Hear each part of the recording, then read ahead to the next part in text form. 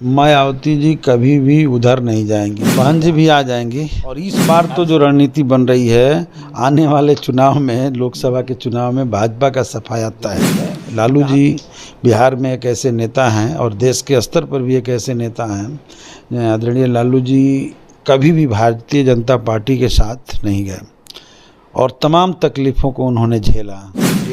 विपक्ष की बैठक मुंबई में हो रही है इंडिया गठबंधन की। इन्हीं सब मुद्दों पर हमारे साथ बातचीत करने के लिए माले विधायक अमरजीत कुशवाहा जी है। हम इनसे बात करेंगे कि सर, विपक्ष की जो बैठक हो रही है आपकी इंडिया गठबंधन की, उस बैठक से क्या लगता है? लालू जी तो गए हैं नरेंद्र मोदी जी के नट्टी पर चढ़ाई करने के लिए, बैठक में गए हैं कि नट्टी पर चढ़ने गए, ये बताइए। देखिए, सबसे पहले आपके सभी दर्शकों को मेरी तरफ से प्रणाम और आप सबको शुक्रिया। जहाँ तक बात है, ये बैठक बहुत ही सफल बैठक हो रही है और ये तीसरी बैठक है और हर बैठक में हम लोग देख रहे हैं जोश खरोश बढ़ते जा रहा है। और इस बार तो जो रणनीति बन रही है, आने वाले चुनाव में, लोकसभा के चुनाव में भाजपा का सफाया है।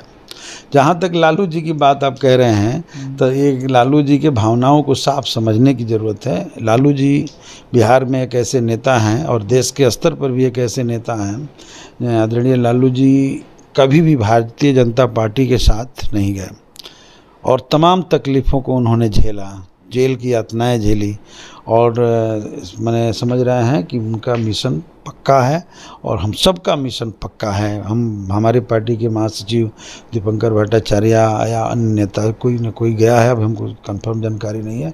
पिछले बैठक में महासचिव ही गए हुए थे।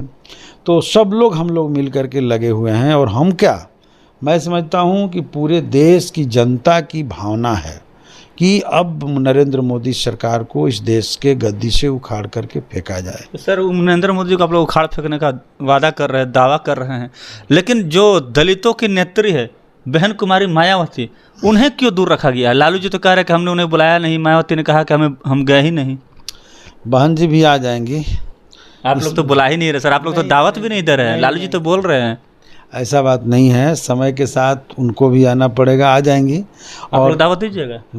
हम तो सबको कह रहे हैं ना, विपक्ष को, चूँकि हम तो हमारी पार्टी और जो अलायंस बना है उसकी जिम्मेवारी है। लोग तो यही कह रहे हैं ना कि दलित की नेत्री मायावती, मुसलमानों के नेता ओवैसी साहब, ये दोनों को दरकिनार किया गया इंडिया में। मायावती जी कभी भी उधर नहीं जाएंगी, मुझे जहाँ तक लगता है। वो तो बोल रही अकेले लड़ेंगे।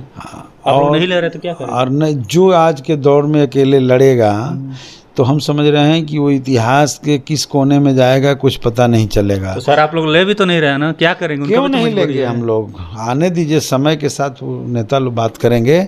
और ये भी मैं बता दे रहा हूँ कि इस दौर में जनता के ही दबाव में भाई इतना बड़ा अलायंस बन रहा है।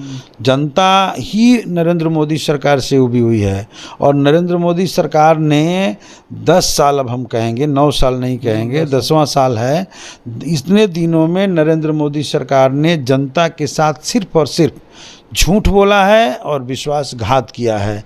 जो वादा किया था उसमें से कहीं से पूरा नहीं किया और जनता को केवल लॉलीपॉप देते रही है सरकार। आप कह रहे सर लॉलीपॉप सरकार दी है, उनके लोग कह रहे कि मोदी जी है तो मुमकिन है मोदी जी देश को चांद पर पहुंचा दिए। नारा गढ़ने में तो उन्हीं लोगों से उनसे को लोग सीखे, केवल नारा ही तो लोग गढ़ते हैं, करते तो कुछ है नहीं।